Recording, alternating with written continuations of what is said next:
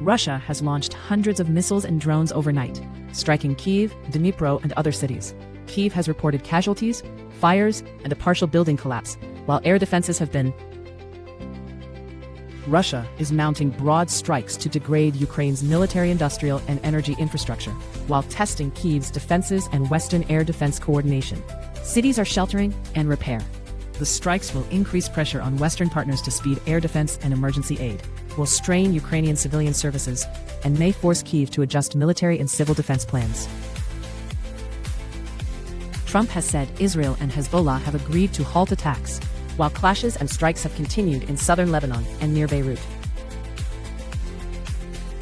Washington is negotiating a ceasefire extension while Israel is maintaining pressure on Hezbollah, and Iran is pushing to include Lebanon in any settlement, increasing regional friction. If diplomacy fails, cross-border exchanges will resume, and civilian displacement and regional escalation will increase. If negotiators secure verifiable steps, the lull could harden into a temporary monitoring period.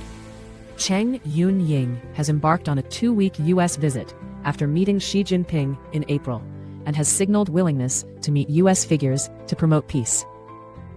Her tour is pressuring Taipei's politics by reframing security toward dialogue and resilience, while testing Washington's unofficial ties to Taiwan and Beijing's red lines.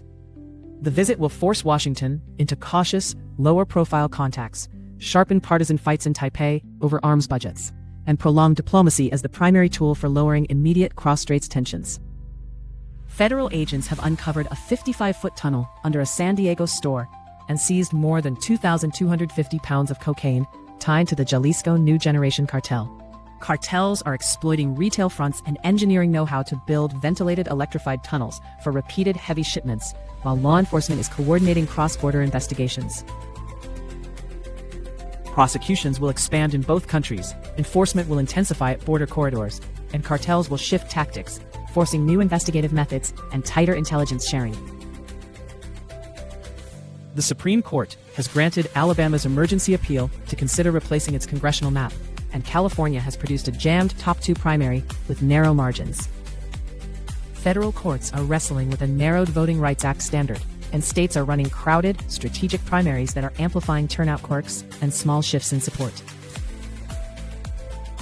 The legal ruling will increase pressure on maps across the South, and will force campaign strategies in California that will determine whether moderates or ideological purists make the November ballot.